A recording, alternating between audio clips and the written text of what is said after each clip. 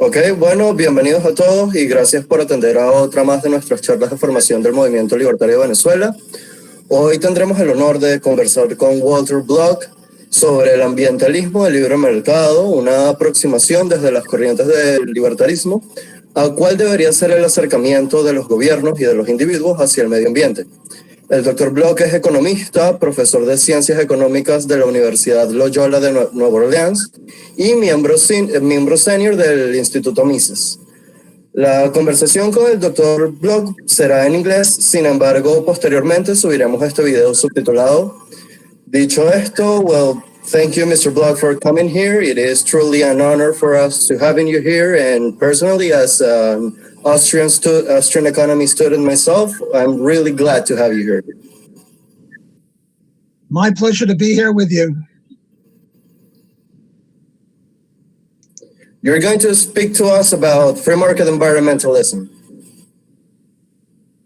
Okay, good. I'm happy to do that.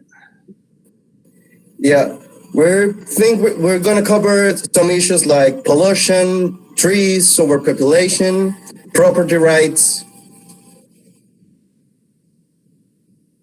So Sounds perhaps good. you want to talk us a little about it. I'm sorry, what was your question? So maybe you could talk a little about how property rights can benefit the environment and how people tend to think that free market and environmentalism can go one with another. It's like if you privatize the fields, the rivers, the private company is going to take that and it's going to destroy it. And what would you say to people that think like this? Should I tell you my Spanish joke first, or should we do that later? You can start with your Spanish joke. Okay, here's my Spanish joke, and then I'll answer your question. Thanks for accommodating me. In order to get the PhD at Columbia University when I was there in 1971, you had to have two languages, and I'm horrible at languages, but happily they allowed me to substitute mathematics for one language. So now I needed one more language. I had Spanish for 4 years in high school and 3 years in college, and I knew nothing. I'm just horrible at languages. I'm having enough trouble with English. Spanish is beyond me, even though I had 7 years of it. But they allowed you to have a Spanish-English dictionary, and you could take all the time you wanted, and you translated from Spanish into English, and I passed. I took the exam with two guys from Mexico, and both of them failed the Spanish exam. Why? Because they couldn't make a good English sentence to save themselves. So I used to tease them about how much better my Spanish was than theirs. That's my Spanish joke. Not very funny, but it's my best Spanish joke. And a lot of people, I'm going to tell them a Spanish joke. They think it's going to be at the expense of the Hispanic people. But, you know, this obviously is not at the expense of any Hispanic people. It's just at the expense of the stupid test. Imagine I could pass a Spanish test and two guys from Mexico couldn't pass Spanish. It's crazy. Okay, thanks for indulging me. And now what I'm going to do is try to answer your question best I can. One way to answer it is that a lot of people think that free market environmentalism is a contradiction in terms. That if you favor the free enterprise system, you must be against the environment. And if you favor the environment, you must be against free enterprise. I was once in a debate with somebody, and I mentioned this, and he just laughed uproariously. And it wasn't because he was trying to put me down. It was because he just thought it was ridiculous and funny and stupid and just silly. But I am a free market environmentalist. I believe that the best, not only is the free enterprise system and private property rights compatible with environmentalism, but it's the best way to save the environment. So let me give you a few examples. One example is extermination of species. Why do some species almost come to an end, and other species never come to any end? They're not within a million miles of being exterminated. Consider the buffalo and the cow. Now, as far as I'm concerned, as a non-biologist, the buffalo and the cow are the same animal. They're both big, they're both fat, they're both smelly. If you hit one of them, you're in trouble. And yet the cow never came within 1 million miles of extermination, and the buffalo almost became exterminated. Why is this? Well, it's because the cow was always privately owned, and the buffalo was never allowed to be owned. You weren't allowed to own a buffalo for many years and in many different countries. Why should this have anything to do with anything? Because if you're not allowed to own something, you treat it like a free good, because you can't own it anyway, so you might as well kill it. Look, if a buffalo goes by and you don't grab it, the buffalo is in the next 10 miles away soon, and you lose out. So you might as well kill it, even if you're only going to use it for the liver or for the skin or something like that. Whereas if you shoot a cow, the cost of shooting a cow is a very high cost. Namely, you don't have the cow tomorrow. And if you own it, you could have the cow tomorrow. So you're going to treat it like a very valuable item. Whereas the buffalo, you're going to treat it like something that's almost worthless, because it is worthless to you. It's not worth anything in the sense that you can't have it tomorrow because you can't own it. You can only kill it. Now, it's the same, this idea that I think we should apply to other animals that are in danger of being gone, say the elephant and the rhino. Now, a lot of people think that the reason the elephant is in danger is because it's very valuable, and the tusk is very valuable. The tusk costs something like $200 a pound, and the tusks weigh, 200 pounds, so that's very valuable. The rhinoceros, the horn is smaller than, weighs less than the elephant's tusk. It's only maybe 20 pounds, but it's worth $200, not a pound, but $200 an ounce. So these people think that that's why these animals are in danger of disappearing. But the answer is not that. The answer is because they're not owned. If they were owned, then people would take care of them. They would watch out for poachers. See, what the poachers do now is they'll kill the elephant and just take the tusks and leave the meat and the skin alone, because it's not valuable enough to steal. But if the elephant and the rhino were owned, then people would take care of them. It's true that you need a lot of area for them to roam. You just can't keep them in a space of 20 feet by 20 feet. The elephant wouldn't prosper in that way, and they would all die. So I think this is a very important example of how private property rights and free enterprise can preserve species from extermination. And not only does the elephant have meat and skin and a tusk, but it also has the right to shoot it. Namely, there are a lot of people that like to shoot an elephant because they're hunters or whatever. And if I owned a bunch of elephants, I would allow people to shoot them. Of course, I would charge a lot of money, and the money would be used to preserve the elephants. And I would have a sliding scale. If you wanted to shoot an old elephant, you wouldn't have to pay too much, because they can't have too many more elephants. They're pretty old. You want to shoot especially a young female that is in the age where she could have baby elephants. It would allow you to do that too, but it would charge very, very more. Because those elephants practice, and it's not for elephants and rhinos, not just for cows and buffalo, or rather just for buffalo. It all goes for the alligator. Alligators were on the verge of extinction, and that's because you couldn't own one. And then they allowed people to own them, and you're allowed in the United States to own a buffalo.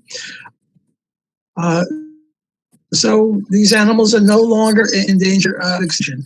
And that would be, I think, a good example to try to convince people who favor the environment but oppose free enterprise to reconsider their views.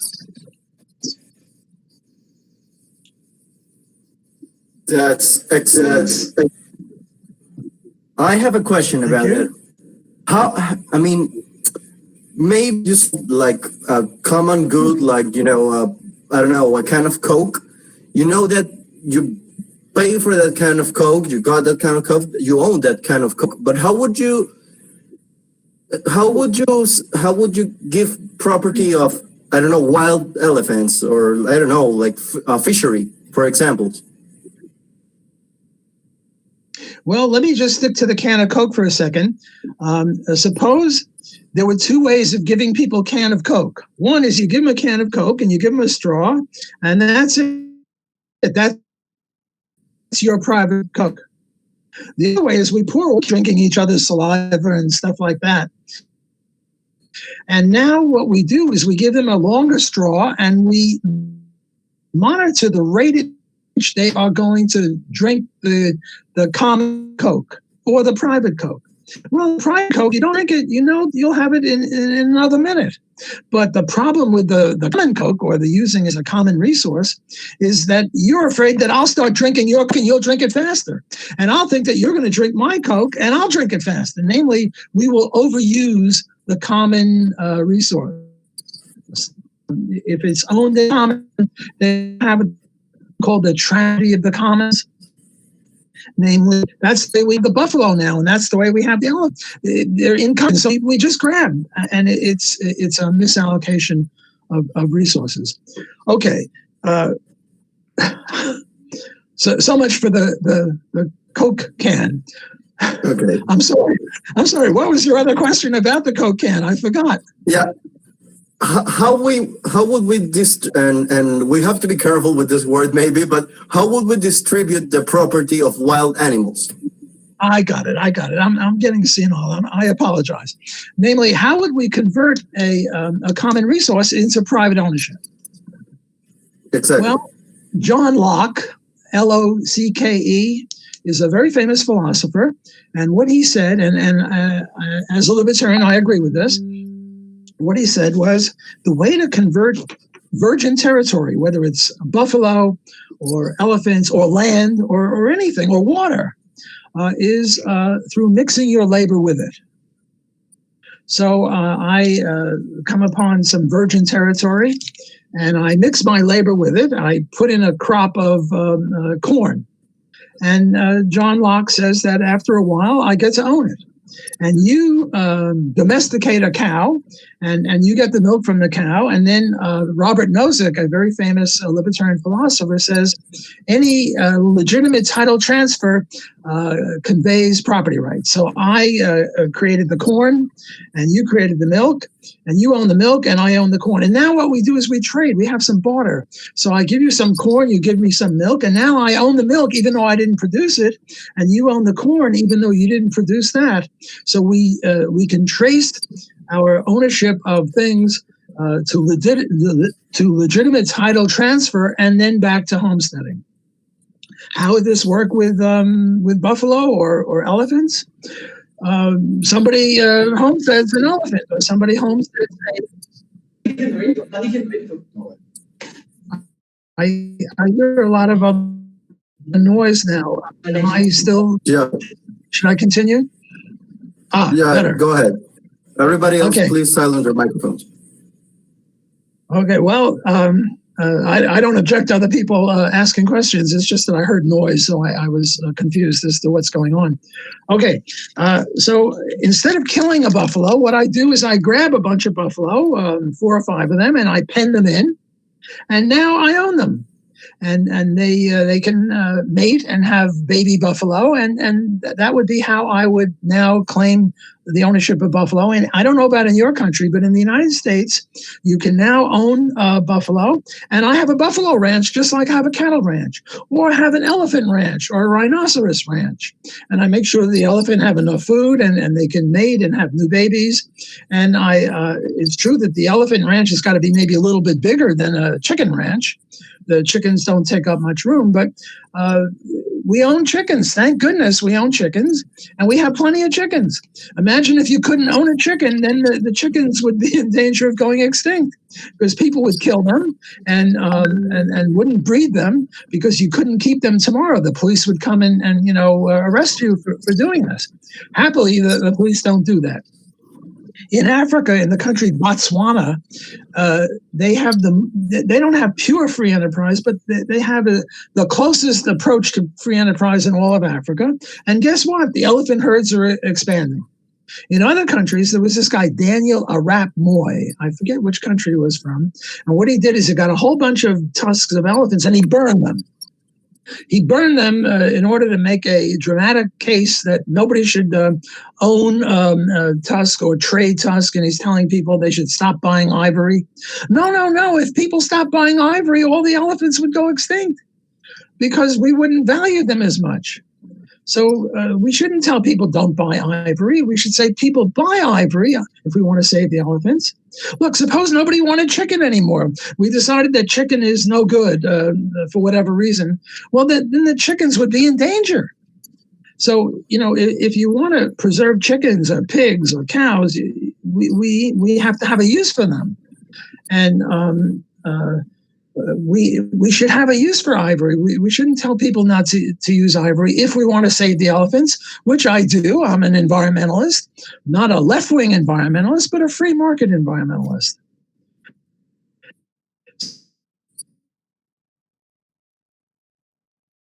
So to answer your question succinctly, people mix their labor with it. But it's the same with land. In the United States, again, I don't know about your country, but in the United States, east of the Mississippi, the government owns, or I don't know, maybe 30% of all the land.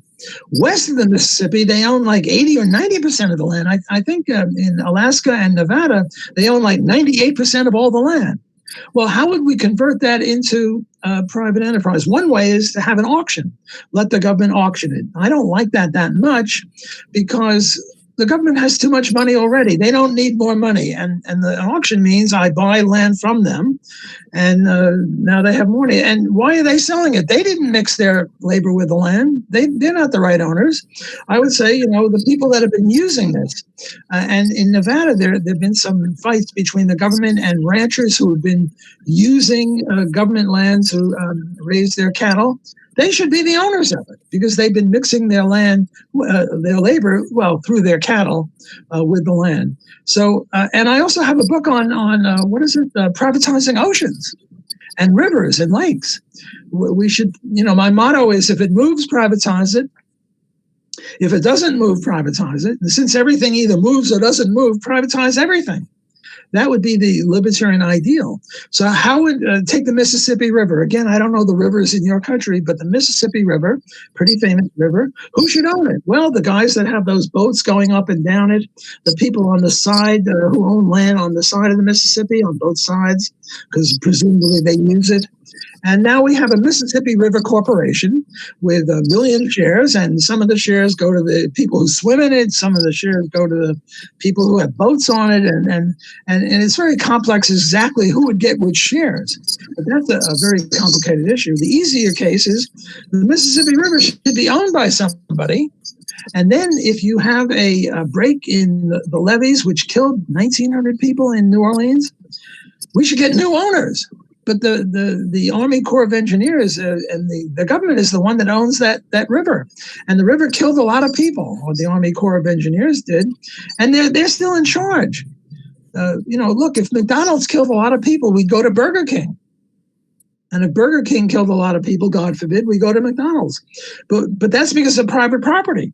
But when the Mississippi River kills people, nothing changes. The people in charge are still in charge. So I favor the privatization of land and rivers and forests and animals. Privatization is the best way to preserve the environment and the best way to preserve human life.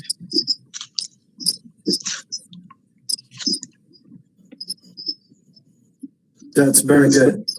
Thank you. I want to talk with you a little about the plastic problems and oil. Venezuela is famous because it has the second largest oil reserves in the world. Of course, the state owns every drop of oil in Venezuela, and every company that works with oil is a state company or owned by some burglar that works with the government. So I want you to talk about us with the plastic problem. How come we as libertarians approach the plastic? Well, there are really two questions. One is plastics and the other is oil. And they're separate, so I'll answer them one at a time, if that's okay. Now, I used to work at the Fraser Institute in Canada. And in Canada, they have this thing called Petro-Canada. Namely, you had a bunch of private companies, Shell and Exxon and Esso, and then also the government took over an oil company, and they called it Petrocan, or Petro, I think it's sort of Spanish for petroleum. A shortened version of petroleum. And you see, the problem with that is, look, the reason we have pretty good pens and pretty good shirts and pretty good eyeglasses and pretty good shoes is because of competition. Why is competition good? Because if you do a good shirt or a good pen or a good wristwatch, you prosper and you make more profit and you expand. And if you do a bad job, you lose money and eventually you have to go broke and you have to do something else that maybe you can do better at. But it's the same thing with the oil company, whether it's Esso or Exxon or Shell or Petrocan or the Venezuelan version. See, the problem with the Venezuelan and the Canadian version, I can't use the U.S. as an example because the U.S. government does not own any oil companies. It taxes and regulates them, but it doesn't own any. The problem, whether it's in Venezuela or Canada or anywhere else, is that if they don't do a good job, they don't go broke. And if they do a good job, they don't make more profit because it's the government gets the profit. So this would be a good reason to privatize all nationalized companies. And also when Venezuela takes over or Canada takes over the oil companies, other resources, people don't want to invest in Venezuela or in Canada because they're afraid that Venezuela or Canada will nationalize their property. Whether it's in Venezuela, Mexico, Canada, it doesn't work. It doesn't matter because economics is invariant to geography. The economics works wherever it is. When we go to Mars, the same economics will come with us. Economics, like physics, works anywhere, everywhere. So my argument against nationalization of anything, not just oil, nationalization of railways, nationalization of air companies, nationalization of automobile companies, nationalization of steel manufacturing, nationalization of anything is very bad because of this problem of failure and no automatic moving out of the industry if you failed. And also Mises and Hayek make points that if you nationalize too much, you don't have prices. You don't have market prices that indicate scarcity and benefits. So you really can't plan. The Soviet Union from 1917 to 1922 had pure communism, no prices, no nothing, just arbitrary central planning.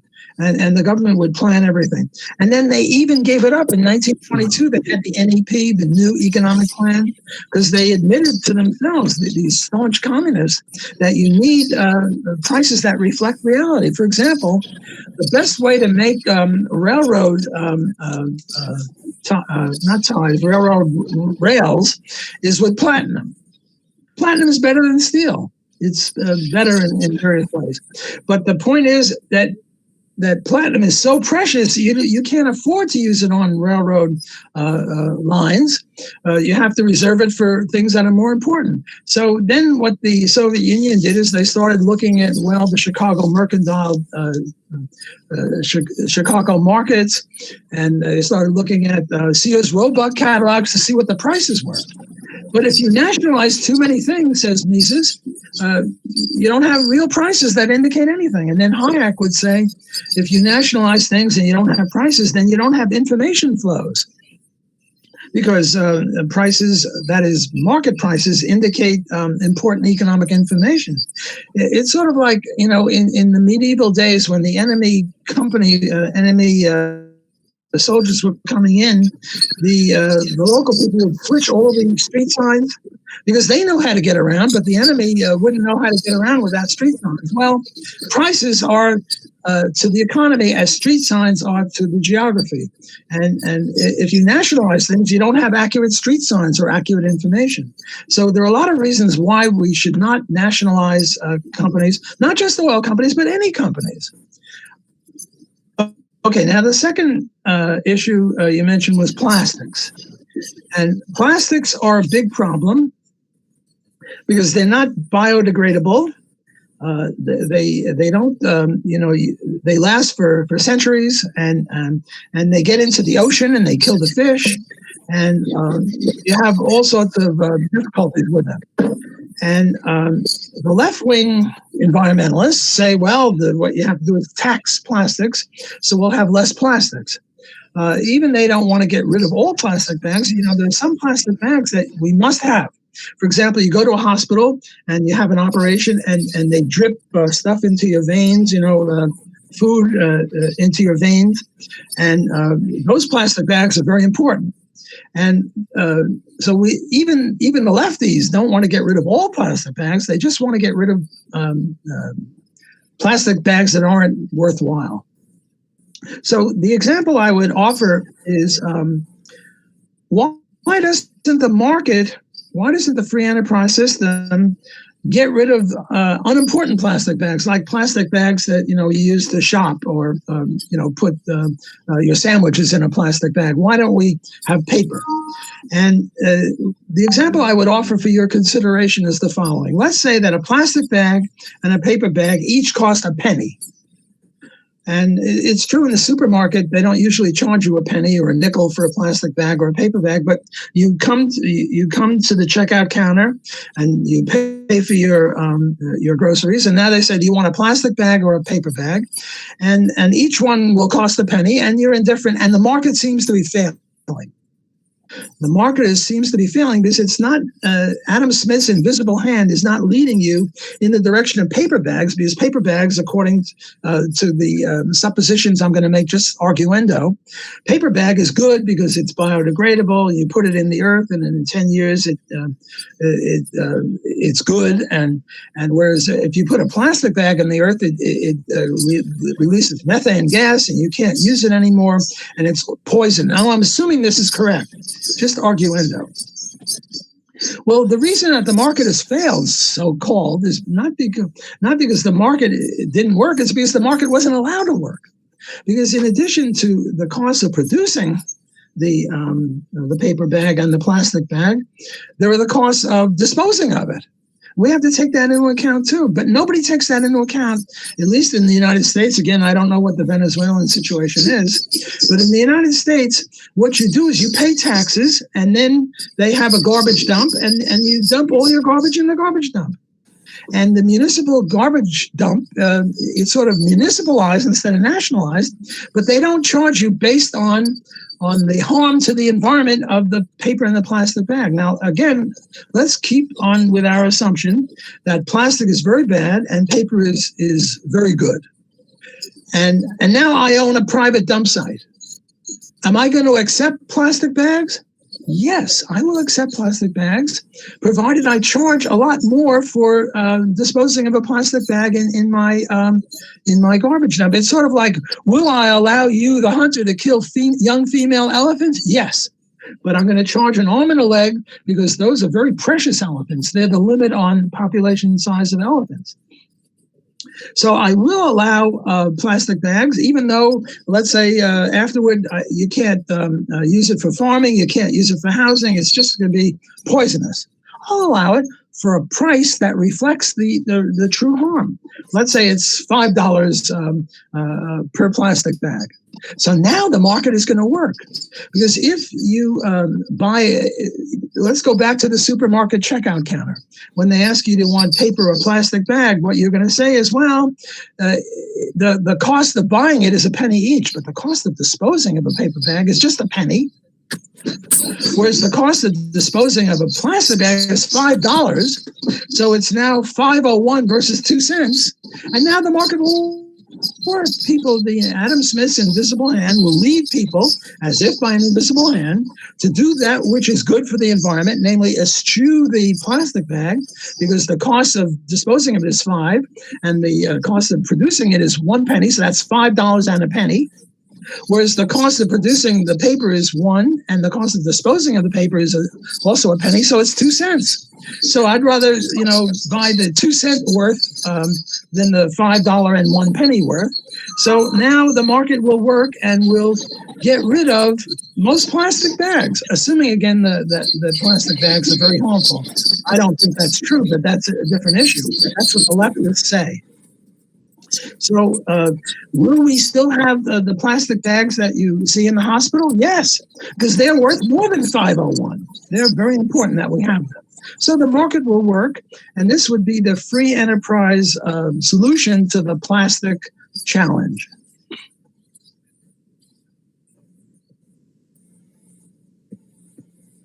We have some questions from the audience. Alejandro Ventimilla is asking, how would you prevent someone from buying up the Everest and cutting it in half?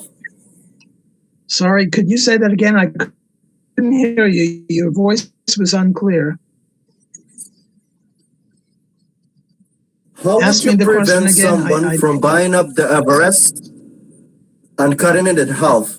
Can you hear me correctly? Buying up the what? The Everest mountain. The Everest mountain. Oh, Mount Everest. Right. Mount Everest. So the question is, should we privatize the Mount Everest? And Mount Everest is the only. How would you prevent someone from buying it and cutting it in half? Buying it and cutting it in half? Yeah. How would you prevent that? If we privatize the land? Yeah, that's the question. How would you prevent someone from buying up the Everest and cutting it in half? Right, namely ruining it. And I would answer that question the same way I would say, how would you prevent the owner of the Mississippi River from draining it or putting it on fire? And by the way, there are rivers that get on fire, and they're government rivers that get on fire. So what you're really asking, if I can generalize this, is how would the market prevent private owners from ruining very precious environmental properties? And I have to tell you another joke. My Spanish joke didn't do too well. I'll tell you another joke. The Economist was asked, how is your wife? Perfect. And the answer was, compare to what? You just can't say, how is your wife? You have to compare it to something. So I now say, who will be a better protector of environmental things, the government or private owners? Well, I would say that it's private owners who would be have a better shot at not ruining Mount Everest and not ruining the Mississippi River and not ruining the Everglades and not ruining the Amazon forest. My understanding of what's going on in the Amazon forest is that the Brazilian government is subsidizing people to knock down the forest and put in cattle. And, there was this movie, Medicine Man, with Sean Connery. And the thesis of the movie was that they just discovered a cure for cancer or a cure for something like cancer in the Amazon forest. And the government, the bulldozers were knocking down all the trees, which is ridiculous. But the point is that if I owned the Amazon forest and there was a cure for cancer in there and I was allowed to charge for the cure, which is a whole other issue, I wouldn't allow cattle ranches in there. I would preserve that Amazon to make sure that we get the cure for cancer. And it's the same thing with Mount Everest. Right now, too many people are trying to climb Mount Everest. If I owned Mount Everest, I would make sure that I charged a high price so that not everybody is getting there and leaving garbage all over the place. I would clean up the place.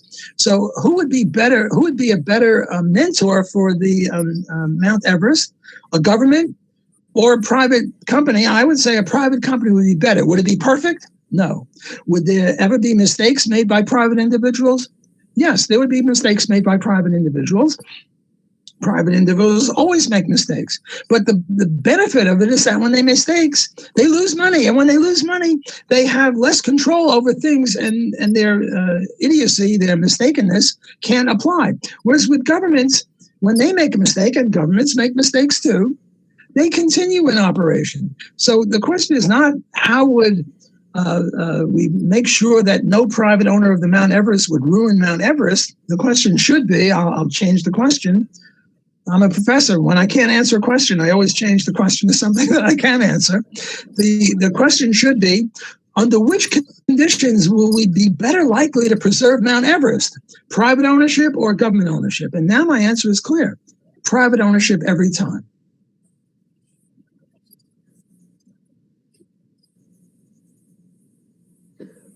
I also want to ask you about a recent news that now we're going to start trading on water as an utility stock. And what would you think about it? Would you think there will be a scarcity of water in like 10 years, or what can it be the effect of that? Well, let me see if I can find my book on water. I have to flash this book. I don't know. Here it is.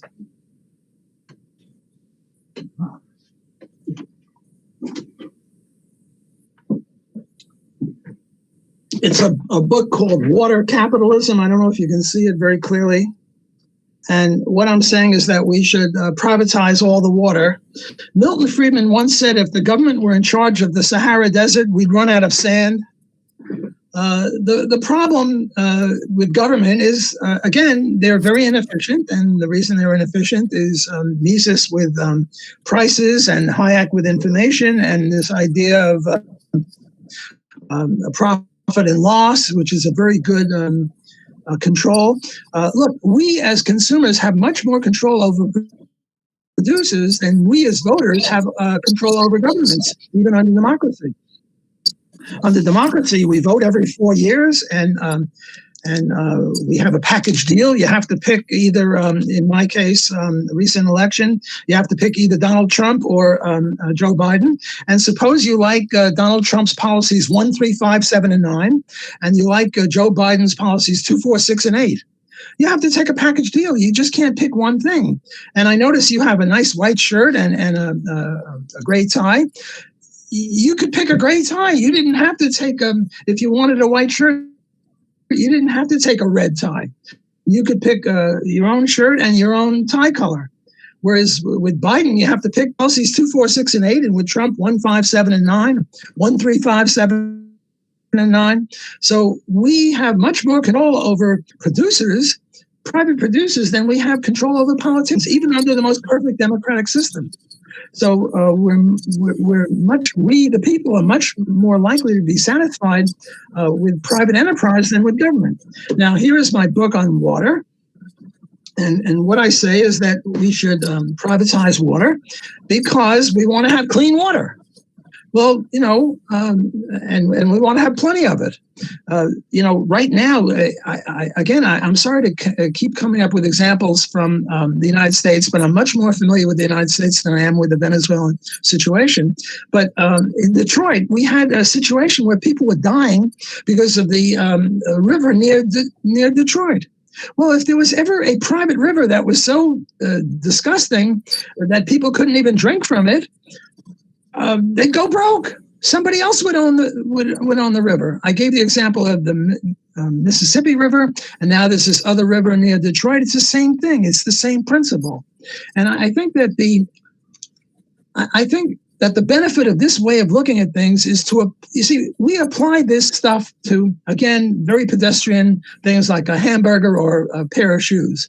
And most people would agree that, hamburgers and pair of shoes should be private. And they never ask why. Well, we're asking why, and we're saying, well, let's apply that logic not only to pedestrian issues like, books and toys and things like that, cars. Let's apply it to areas where it's not been applied to. For example, to animals, to Mount Everest, to water, to plastics, to oil, things like that.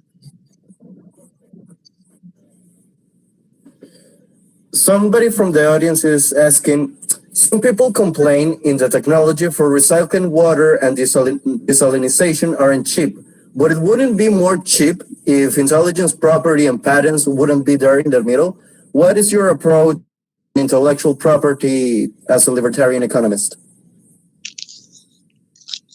I reject intellectual property, and I deal with it under two rubrics. One would be deontology or rights, and the other would be pragmatism. Now, the argument in favor of patents and copyrights is that if we don't have patent protection and we don't have copyright protection, we'll have less innovation, less invention, less computer code, less new pharmacies. Right now, the example would be the COVID vaccine. There are some pharmaceutical companies that are coming up with a vaccine or a cure for COVID-19. And the argument is, if they don't have patent protection and they don't have copyright protection for a book, there'll be less effort to do that. And we want cures for COVID, and we want cures for cancer, and we want cures for everything. And we want to protect intellectual property. Well, what's the argument against this? I try to give the argument in favor of it, which everyone knows, so you don't have to delve too deeply into that. But the argument against this is a little bit more, I won't say complicated, but it's a little bit less well-known to people. So I'm glad for the question, so I can articulate what I see as the answer. So first, deontology. If I steal your bicycle, you don't have that bicycle anymore. If I take your car, you don't have that car anymore. I have it, you don't have it. This is physical property that is scarce. On the other hand, if you invent the idea that 2 + 2 is 4, or the Pythagorean theorem, or you're a girl and you put your hair up in a ponytail, and now I'm a girl and I put my hair up in a, I don't have much hair, but work with me here, you still have it. You still have the idea. You still have the idea that 2 + 2 is 4. You still have the idea that the Pythagorean theorem. You still have the idea. In other words, once an idea is out there, it's not scarce anymore. So if I have it, I don't take it away from you. You still have it. Again, girl A puts her hair up in a ponytail. And girl B sees this and says, oh, that's a great idea. I'll put my hair up in a ponytail. Everyone knows what a ponytail is, and girls have the hair on the back of their heads and all. The girl A still has her ponytail. Whereas if girl B takes girl A's shoes, then girl A doesn't have her shoes anymore. So there's a gigantic difference. We can't own ideas because ideas are not scarce. So that would be the deontology.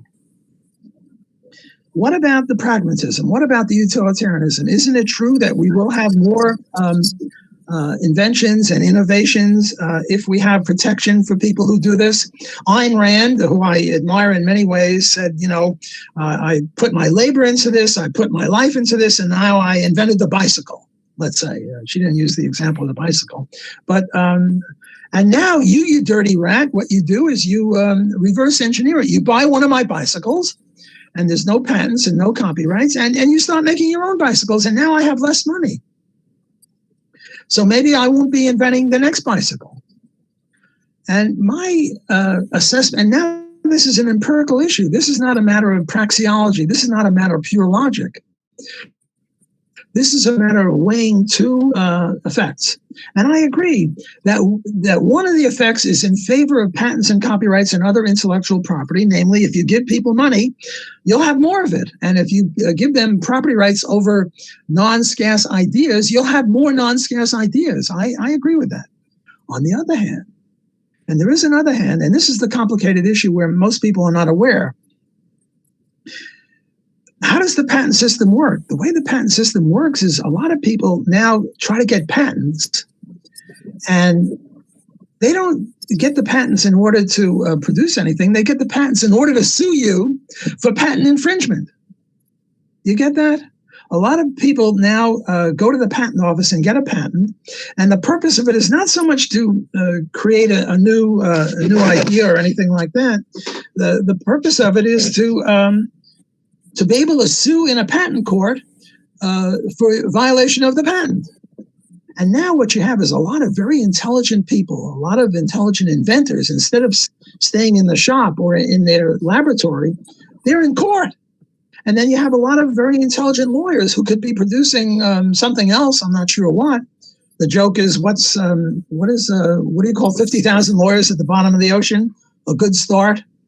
It's a joke. I'm not a good joke teller, but I keep trying. These lawyers could be doing something else. So instead, and there are judges and court people, and they're wasting time and effort that they could be used to make a better rocket ship or a better mousetrap or a better mouse. Or Walt Disney made a great mouse, Mickey Mouse.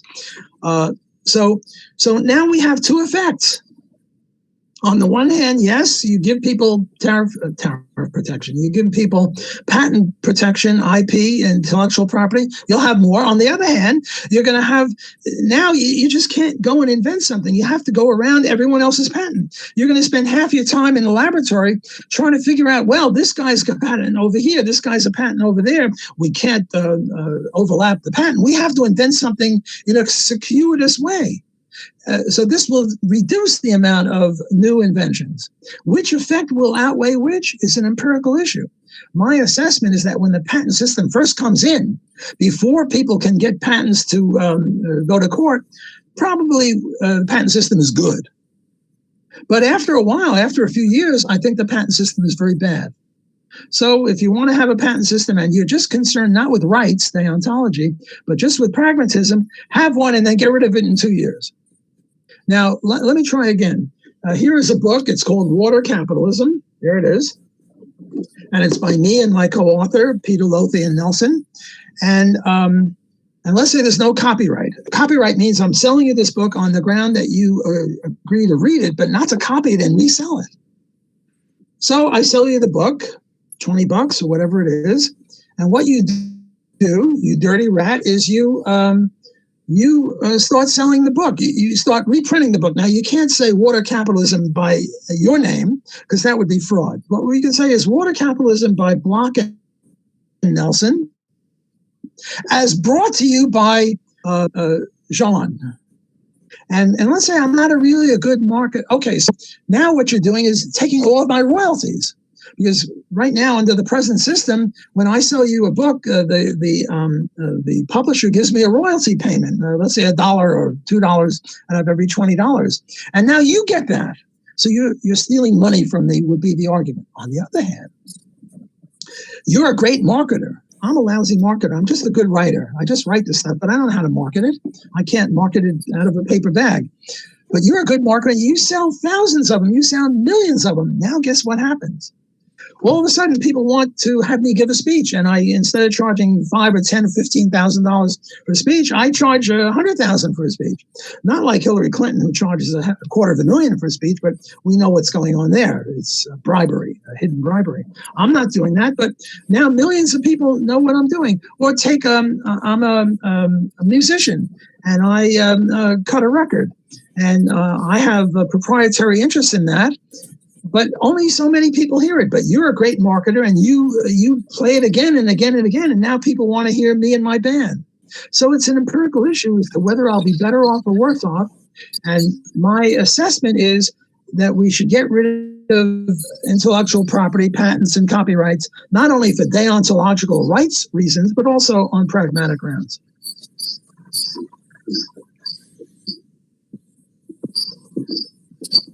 That's excellent. I want you to please talk to us a little about who Thomas Malthus was. Talk to the audience who Thomas Malthus was, and what did his work do, and what's your approach as a libertarian economist, as an Austrian economist, about people like the Rome Club or Paul Ehrlich and his book, The Population Bomb.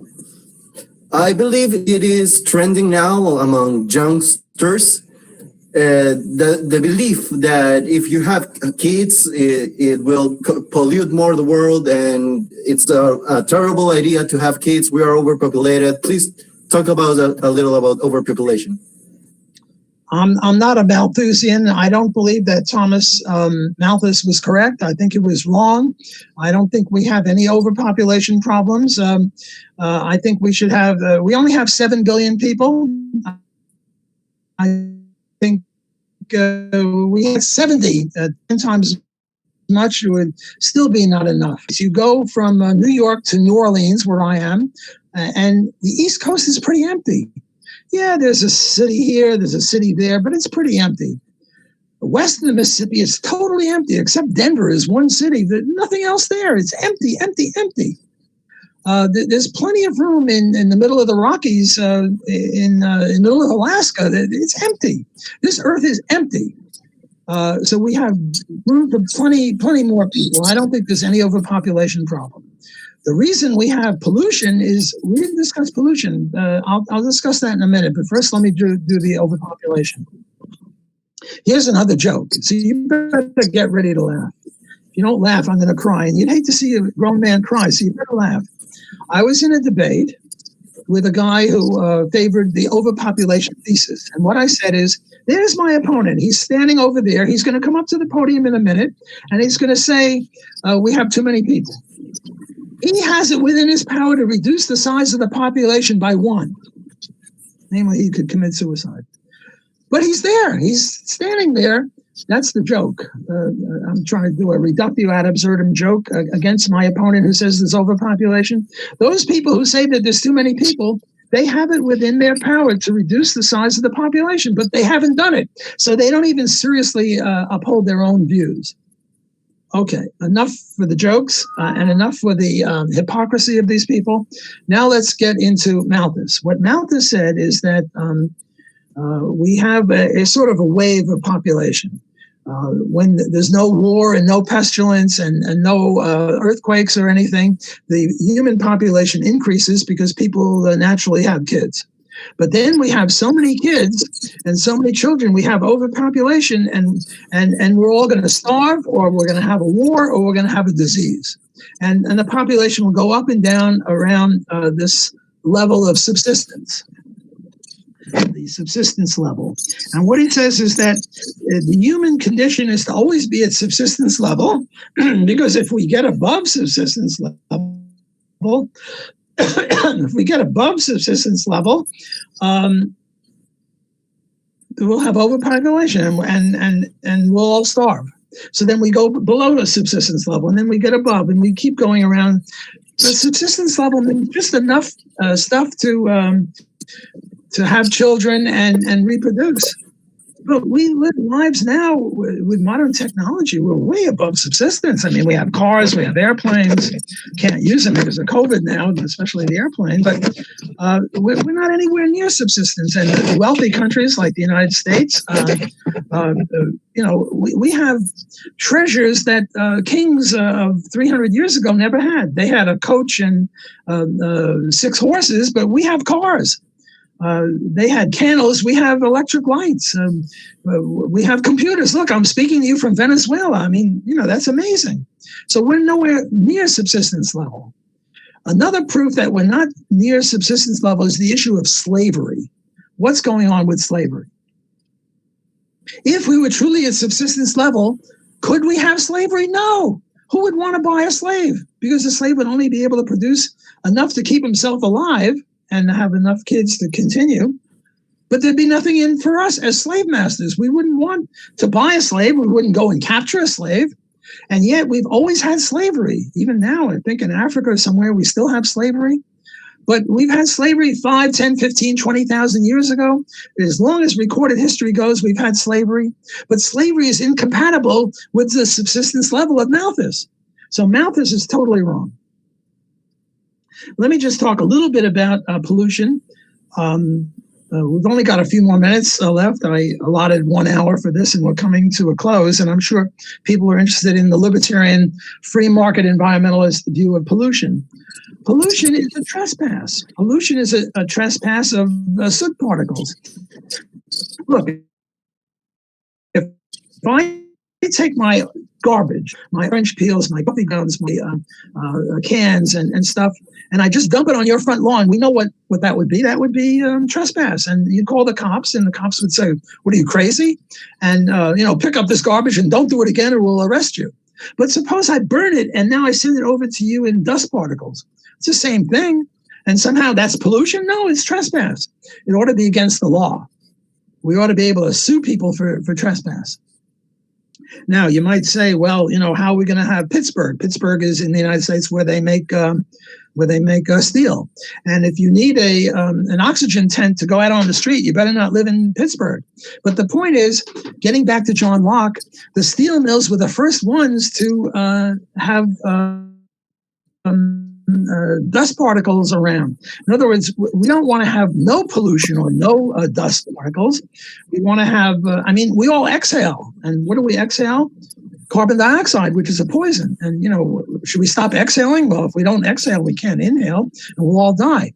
The point is that there is such a thing called coming to the nuisance. If if Pittsburgh people are there first making steel, and now you come and you build a house right in the middle of Pittsburgh, well, too bad. That's not a violation of rights. Similarly with a pig farm. I have a pig farm, and the pig farm is 1 square mile, and now the smell is 10 square miles. Well, I was there first. I had my pig farm there, and you come later. It's not a violation of rights. It's not trespass. Same with an airport. Airport is 1 square mile, and the noise is 10 square miles. Well, they were there first. So on the other hand, people dump crap into rivers. Well, if we had private rivers, the river owner would take care of that. So my answer to the pollution problem is that, yes, the government should stop this. If we have a government, I'm an anarcho-capitalist, I don't believe in government, but taking the minarchist or the limited government point of view, this is one of the functions of government: armies, courts, and police. And the police should stop people from shooting off dust particles. So that would be my answer to pollution. Let me thank you for allowing me to visit with you for an hour, and I greatly enjoyed it, but I have another appointment now, so I've got to get off. But thanks again for having me on your show. Thank you, Mr. Walter Block. It was really an honor for us to having you here. Thanks again. We hope to do it again soon. I will be happy to do it again. Take care. Bye. Muchísimas gracias a todos los que sintonizaron nuestra charla de formación con el Dr. Walter Block. Pronto esta transmisión será subida nuevamente, pero subtitulada al español para que todas las personas puedan disfrutarlo. De nuevo, muchísimas gracias por atender y espero que tengan buenas noches.